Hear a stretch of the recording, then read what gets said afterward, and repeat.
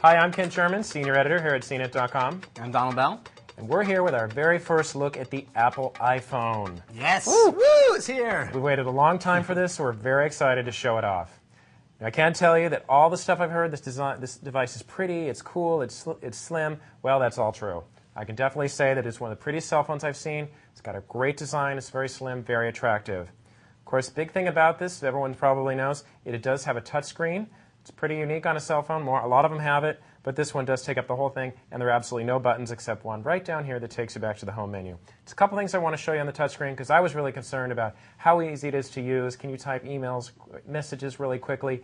Can you move around and just do it with ease? And actually, it's not as bad as I thought. We'll go to the text messaging first. Heard a lot about this virtual keyboard. That pops right up. Actually, the buttons were large enough that even someone like me with fat fingers can type out my messages pretty quickly. The only thing I was concerned about, though, is I really would like the keyboard to be displayed horizontally like this. It is only displayed vertically in portrait mode, so you can use two hands, but it just is a tiny bit crowded. So it's much more comfortable to use one finger, which just slows you down just a little bit. A couple of more things. We'll just look at the photos. This is a multi-touch screen. You've heard a lot about that. What that actually means is you can take your fingers, move them around in a way that is more than just tapping and swiping. So I'll select that picture of Donald. See, there he is. Beautiful. Actually go out, move your fingers out like that, and there's this nice zoom in, and pinch your fingers together, and you can see the picture gets close. Zoom back in. So it is pretty cool. Don't see that on a lot of phones. Finally, we'll just go to that Safari browser. Heard a lot about that as well. We'll operate over Wi-Fi if you are in a Wi-Fi area. Otherwise, it's via the AT&T's Edge network, which is a little slow. But you can see there we have a CNET page. We'll go right back in, tap it, and it zooms right in. Move around just like that. So very cool web interface, really the best design I've seen on a phone. But of course, this is the iPhone. It's all about music and video in a lot of ways. It makes calls too, of course. We'll have to test that later.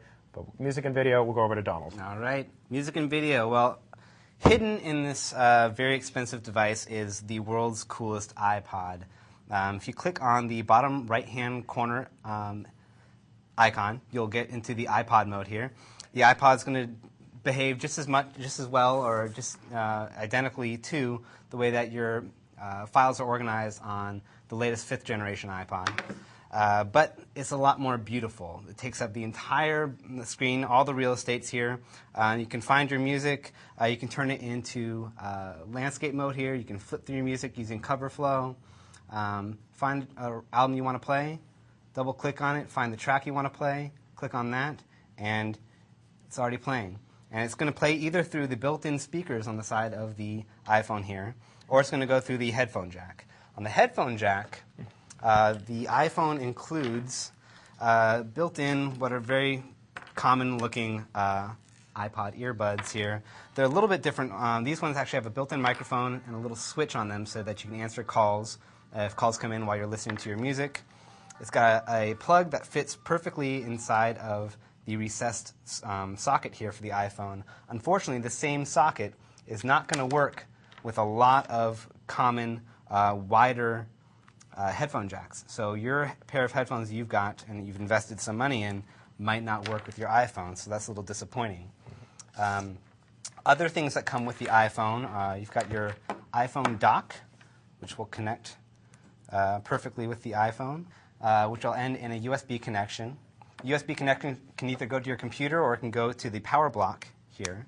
Power block can plug into the wall so that you don't need to have a computer around in order to charge your iPhone. It's a good thing. Just looking at it as a next generation iPod, I'm really happy. It's a great device. I just wish it was a standalone iPod and not a feature that's just within this expensive phone. What's wrong with the phone? The phone's great, but sometimes you just want to be alone with your music. Phones are good. Well, I'm Ken Sherman. I'm Donald Bell. And that's your very first look at the Apple iPhone.